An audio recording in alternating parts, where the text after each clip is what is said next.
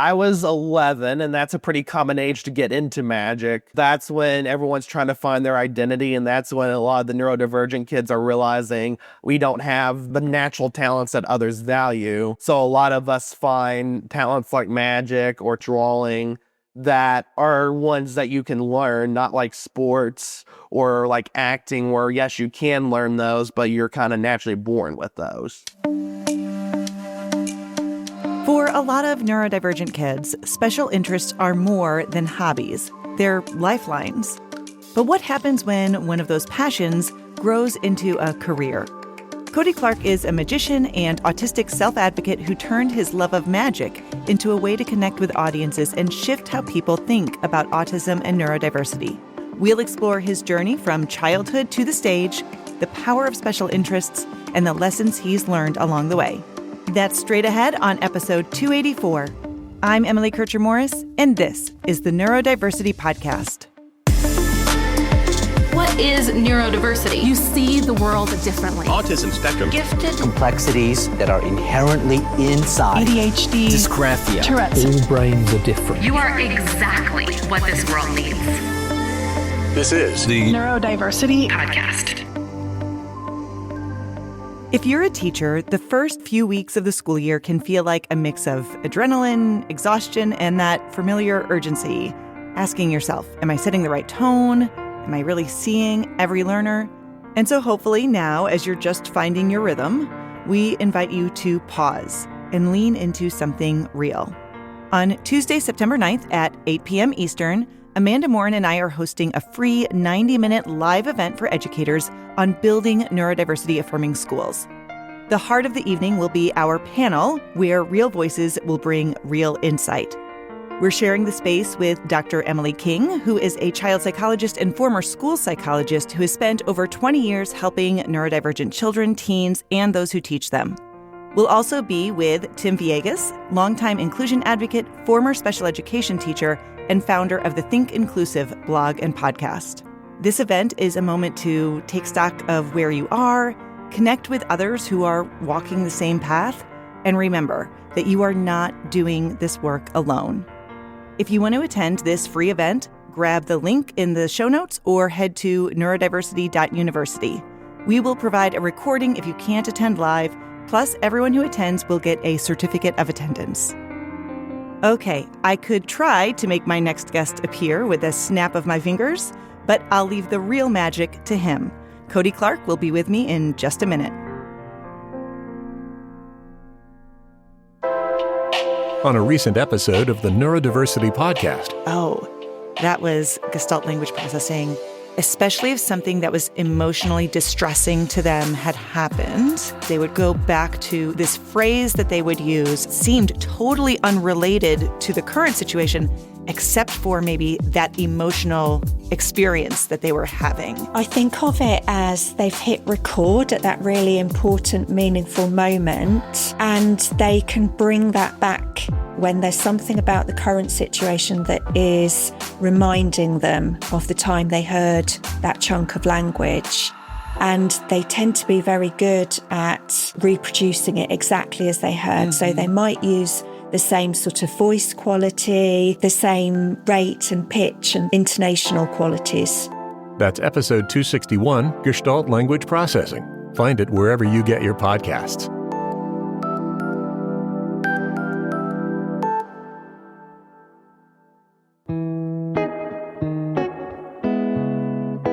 Today, I'm talking with Cody Clark, a magician and autistic self-advocate based in Louisville, Kentucky.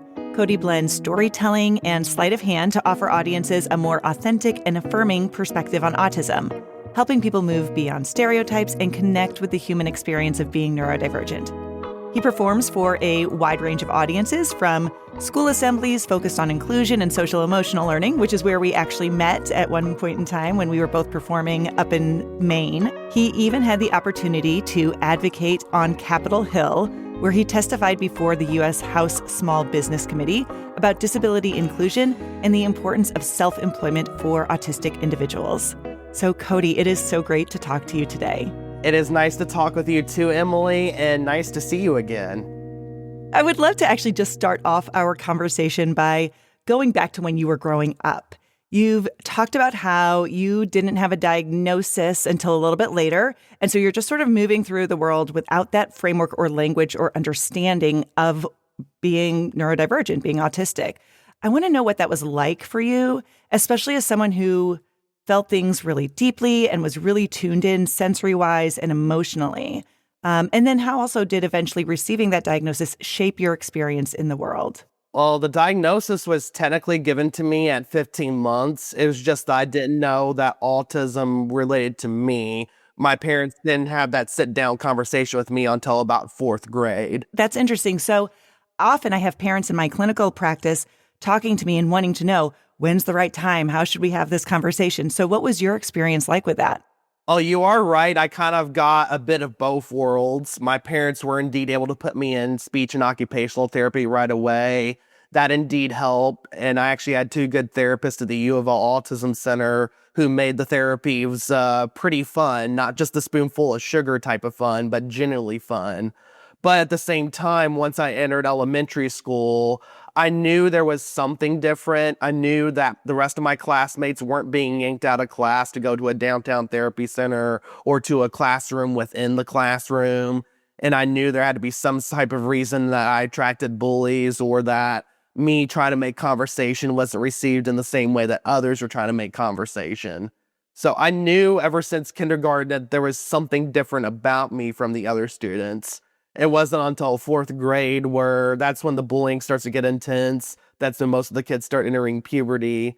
I don't remember exactly what about that mix that made me demand to know and the answer be autism, but that's about how it happened.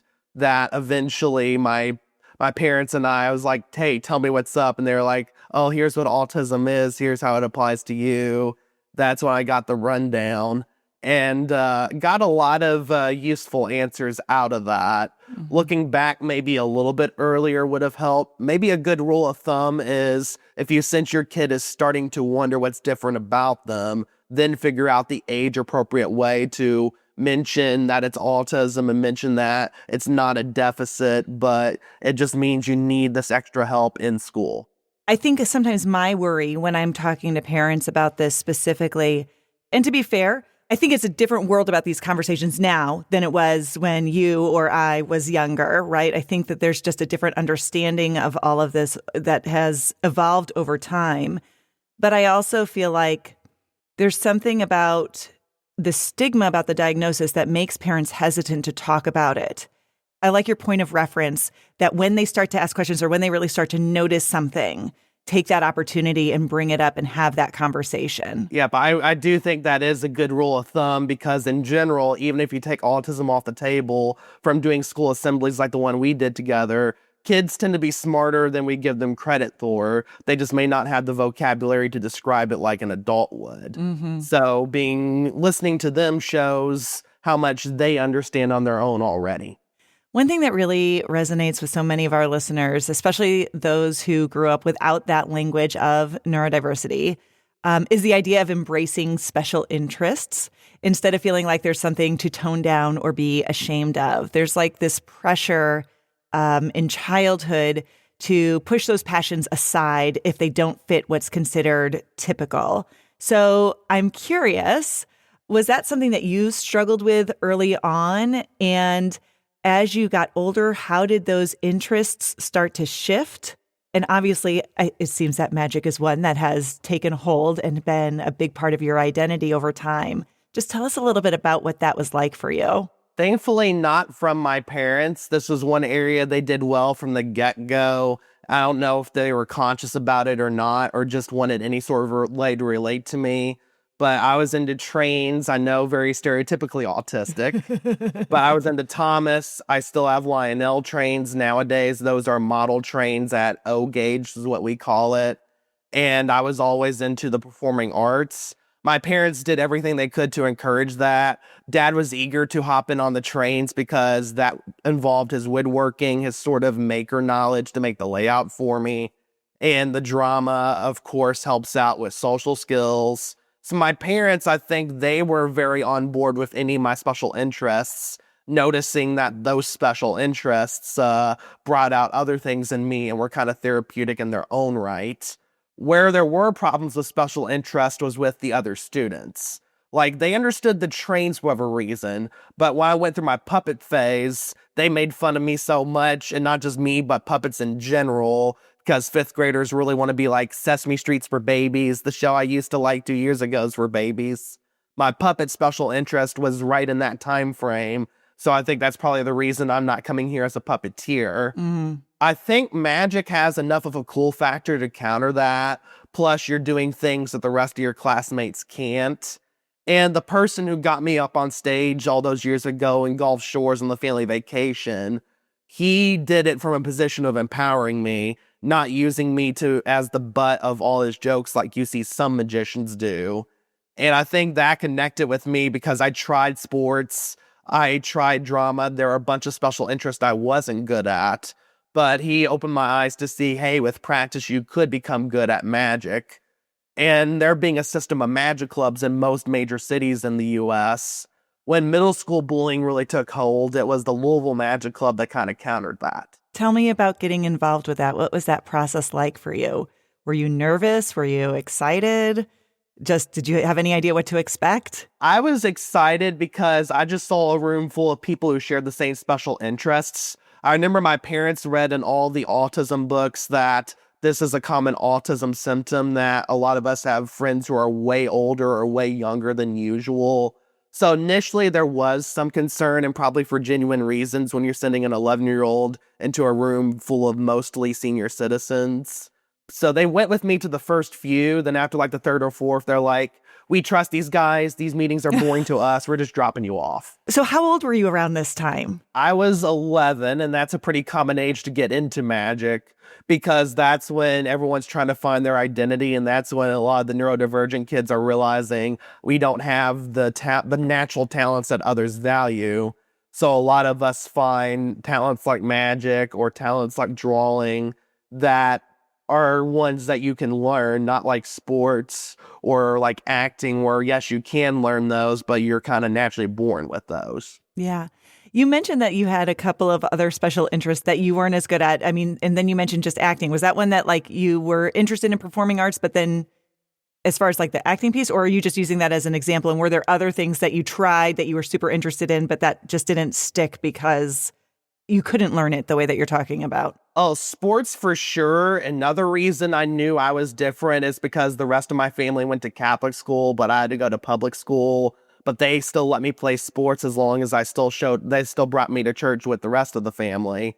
So that's how I knew sports weren't good for me, no matter what sport they tried to place me in inside the Catholic school system. And with theater, I suspect it's because a lot of those youth drama schools can get rather expensive. Yeah. Acting is essentially rehearsed socialization, and when you're still having to learn basic social skills anyway, it's harder for you until you're like an adult and you at least learn the first set of social skills. It is interesting that you mentioned that. I see frequently different topics or people who are talking about the benefits of improv, for example, which is not quite the same. Yeah. But as far as building some of those social navigation strategies. And yeah, it's just interesting that you bring that up because there is kind of a little bit of a difference between that rehearsal piece and then also the automatic response that goes along like with an improv where you're having to adapt to a situation a little bit differently as far as neurodivergent people go. That's why I think overall the theater arts are a great therapy because it's a controlled social environment, kind of like a magic routine script is. It's a good way to practice having conversations, or as long as it's socially appropriate, to ice break into conversations. Yeah, for sure. Tell me more about what it was about magic that felt different from the other things that you were drawn to. I mean, you mentioned that you felt like you could learn it, but what was it that really resonated for it and made it stick in a way that those other interests didn't? What was it that captured you? I'd say very regimented learning and a system of progression and this network of magic clubs that quickly evolved into the internet and these like secret online Netflixes for magicians. Like, you'd be surprised at how many learning resources there are for magic, at least once we suss you out and see that you're going to try to use it for good. Interesting. Tell me more about that. I don't know anything about the inner workings of the magic community. Well, most people know that more so than any other art, we value the whole secrecy component, but a lot of people are then like, well, how do you determine who to share secrets with?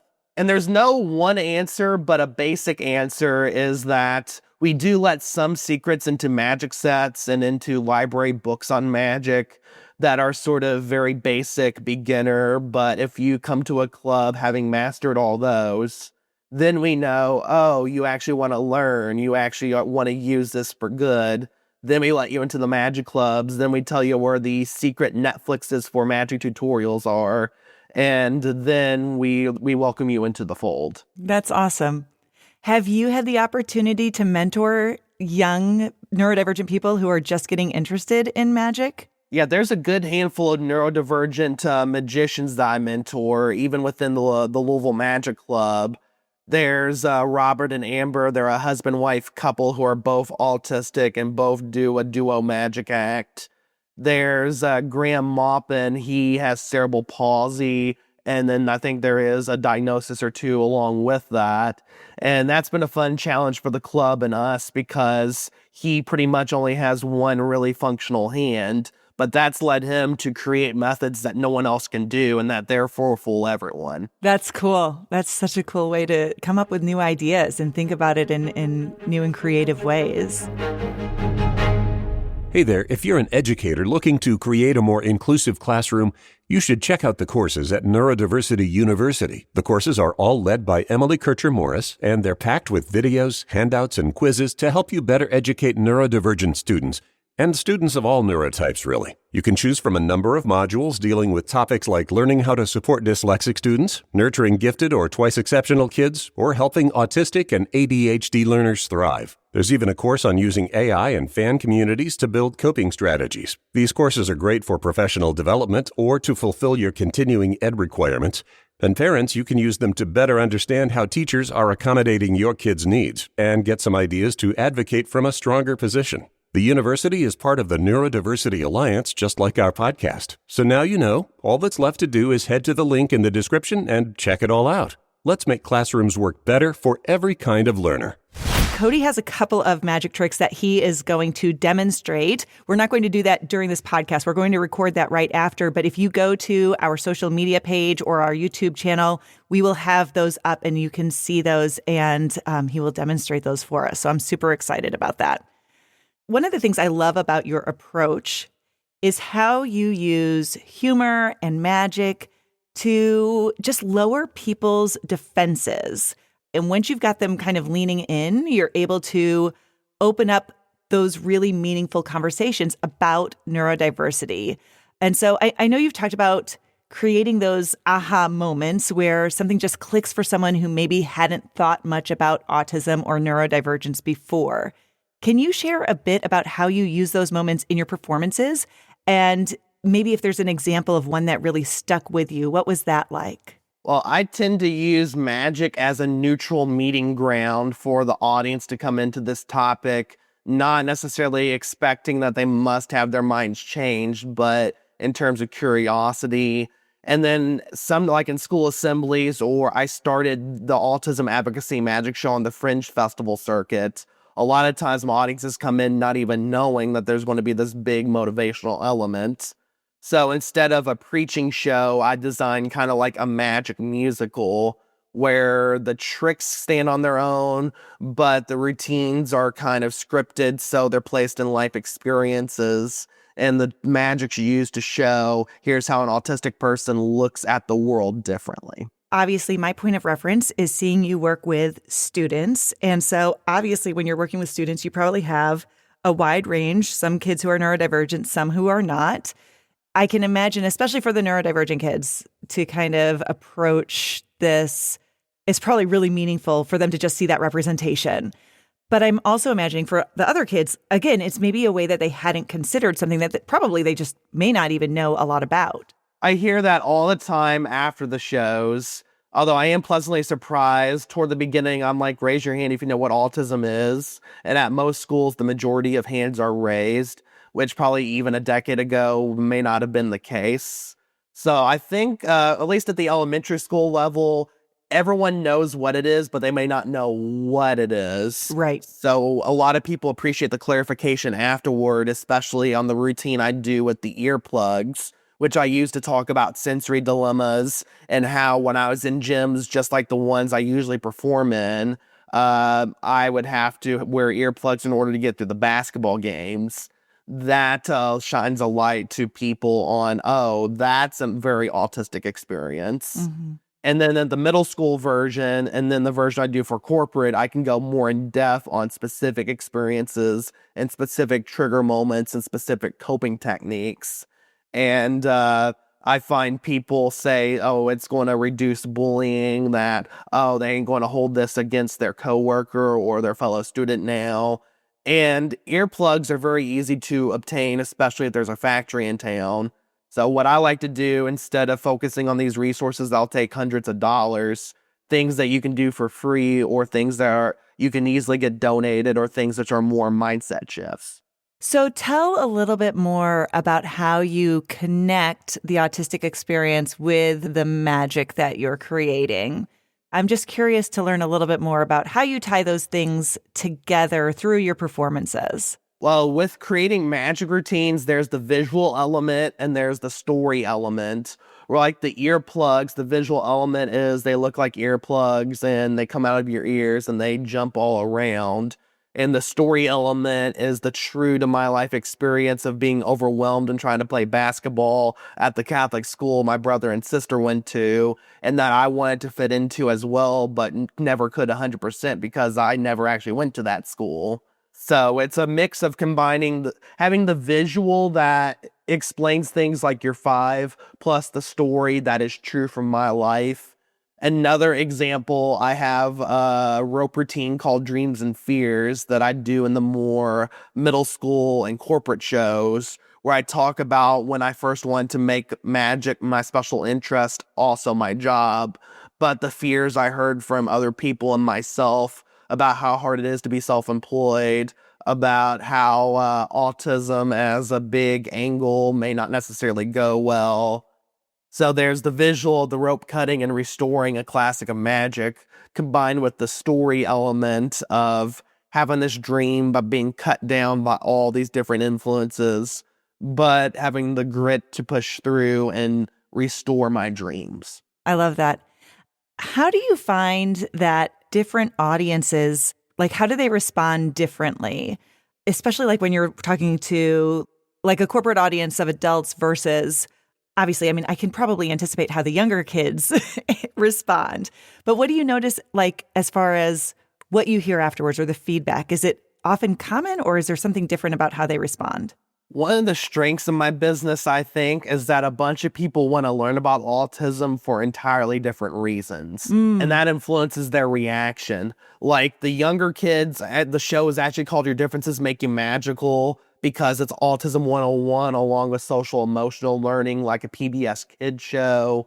They talk a lot about the tricks they liked, and they talk a lot about, oh, my friend acts like that, or, oh, I act like that. I feel like I'll get bullied less now. And then middle and high school, they see the commonalities between my experiences and theirs, how I'm going through the same coming of age things that they are. And then college and employment, they often remark on how simple these adjustments are and the reframe of our work abilities as an asset and not as something they have to remain legally compliant with. Yeah. I've done this for CIT professionals who want the safety element, what to do differently in a crisis situation if someone's moderate to severely autistic. And I've done it for preschool professional development. So a lot of audiences want to learn, hey, if someone like this, like us, I mean, comes into their environment, how do you handle things differently and with respect? I love the fact that the message is also though universal, even though people are maybe taking away different things from it, which is so important when we talk about destigmatizing and depathologizing some of the traits that go along with being neurodivergent, whatever that might be. You've really talked about how one of your goals with your work, both on stage and off, is to challenge those stereotypes that people still hold about autism, which I think is part of what makes your performances just really powerful. What are some of the biggest misconceptions that you find yourself coming up against most often? That was a misconception that they had before they heard your performance. A lot of people think we're all walking robots with no emotion. So people are surprised to find that I show my sensitive side of my show, that I have emotions, and that I want to form friendships and to date, and that I'm not just content staying in my room all day. So, and a lot of people are surprised that I'm not really that good at math.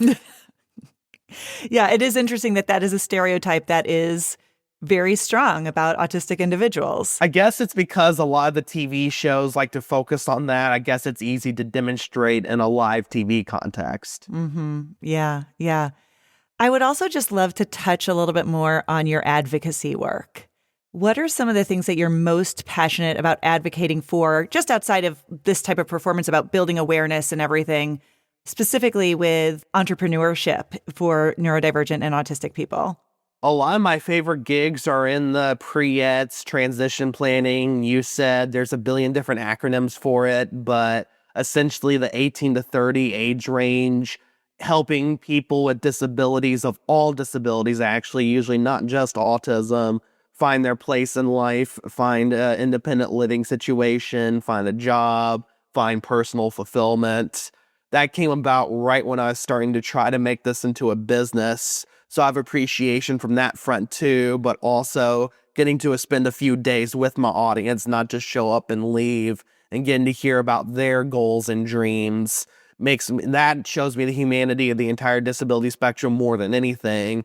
Being able to see an audience of capable people, even if to some they look different or enunciate different, it makes me advocate for those services to stick around and be expanded to include options like self-employment. The way a lot of those options are structured right now, they're tied to employees in a wage-based salaried job, which a lot of people need, but a lot of us want to get careers in our special interest. A lot of people feel we can't handle coworkers. So often I'm the only mention of self-employment at these things, if that. And I've long thought that it's not that hard to add self-employment, especially since the SBA is a thing in most states, especially since there's enough advocates out there that are also self-employed that can speak to this. And there's situations like farmers markets, which are really low-risk self-employment situations, since it's not like you have to give up your day job to do a Saturday farmers market. So I've worked to advocate within the context of my gigs, and then my new local rep, he's not new anymore, but at the time it was his freshman term, Morgan McGarvey is the Louisville congressional representative, and he got on the small business committee right away, and they were doing a meeting on entrepreneurship and employment for people with disabilities, and he heard about my story, and he thought I'd be a good testimony. It initially started as just a testimony, and the video is on my YouTube channel if you all want to watch it. But Morgan and actually bipartisanly, both the sides of the committee were so moved that they designed a bill to utilize the SBA to be added onto these different pre-ETS initiatives and to seek more people with disabilities to assist, so that the only options aren't necessarily get a traditional job. And apparently there was a bill passed on the House side of things about a month ago, and that surprised the crap out of me. So we'll have to see what happens in the Senate, and I still am seeking the details of what the bill's called or who is attached to something else. But to get a bill passed nowadays, I'm very impressed with Morgan. Yeah, that's amazing. I love that, and I do think it's so important. A lot of my work with my clients in my office, most of them I've worked with for years, since they were maybe even in elementary or middle school. And then over time, I've been in a support role with them. But as they reach adulthood, entering the workforce and figuring out what is the right fit, there are so many barriers to that self-employment. I like your point that it really does build in that special interest. It really can make that the focal point that might not fit necessarily in other employment settings. Plus, like I said, it's easier than you think. And yes, I did go straight from college to self-employment, but there's many in-between grounds to where you can try out the business, see if it works, and then scale it up to being your full-time income if it really works. Yeah. I'd love for you to just share a little bit too about your transition, in addition to the entrepreneurial piece, being independent, as an autistic adult, and kind of what that trajectory has looked like for you. I feel like sometimes we have a lot of educators and parents who listen to this podcast, and if they're working with younger neurodivergent people, they might have questions about what that might look like, and realizing that it doesn't always look the same for everybody. I think that that's okay. They just need to know that. But what was your experience like? In a weird way, I had 2 independent living transitions. First was the start of the road life, being in different hotels, being hosted by different out-of-towners at these fringe theater festivals. That gave me a lot of independent living skills even before I officially could move out. Then I got this place back in October. I have a college friend who's the landlord of this place, and she thought of me when it opened up. And I decided that this was a good fit for me and that I could afford this. So that was the second transition. And I'd say the transitioning from the traveling really helped this transition go really smooth. Yeah, I think that's great. Well, Cody, I have so enjoyed this conversation, and I'm looking forward, after we kind of wrap this up, with seeing some of your magic in action. But as we wrap up just this part of our conversation, I would love for you to just share with me, if there was a neurodivergent person out there who's listening, which I know there is, what is one message that you would want them to take from the work that you do in our conversation, making space for themselves or about being seen? Don't be ashamed of your autism, but instead find the ways that makes you an asset, and then work on the things that you do genuinely want to get better at. Like if you want your social skills to get better, do indeed work on those. But find a strength or two about your autism, your neurodiversity, and really hone in on that, because that makes a big difference in how you feel about yourself as a whole. I love that. Cody Clark, magician and autistic self-advocate. Thanks for being here today. Anytime.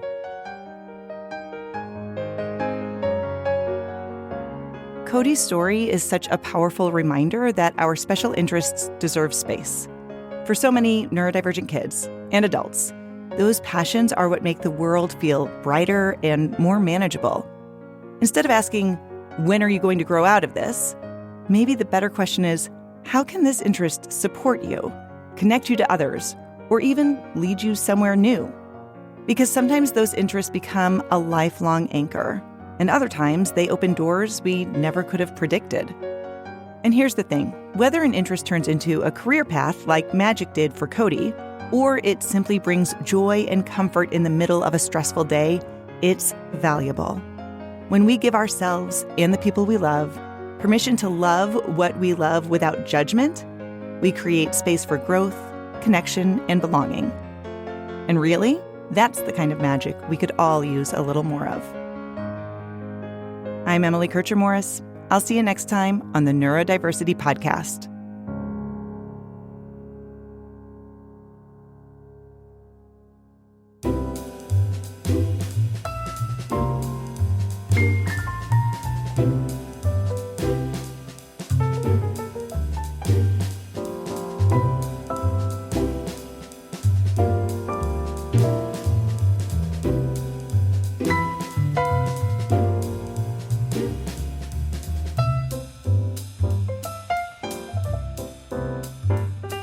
Thanks again to Cody the Magician for joining us. If you'd like to see a video of a couple of tricks he performed for Emily, you can find the link in the show notes.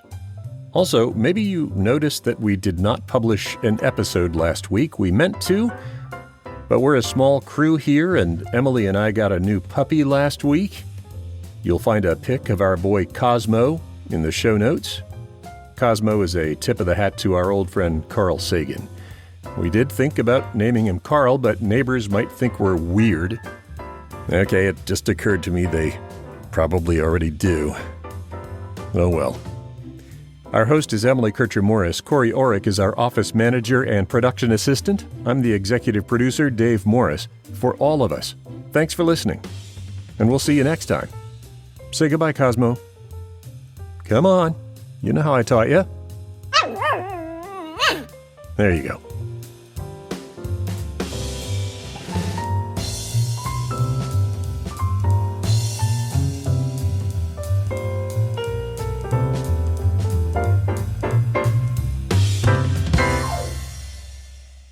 This is a service of the Neurodiversity Alliance.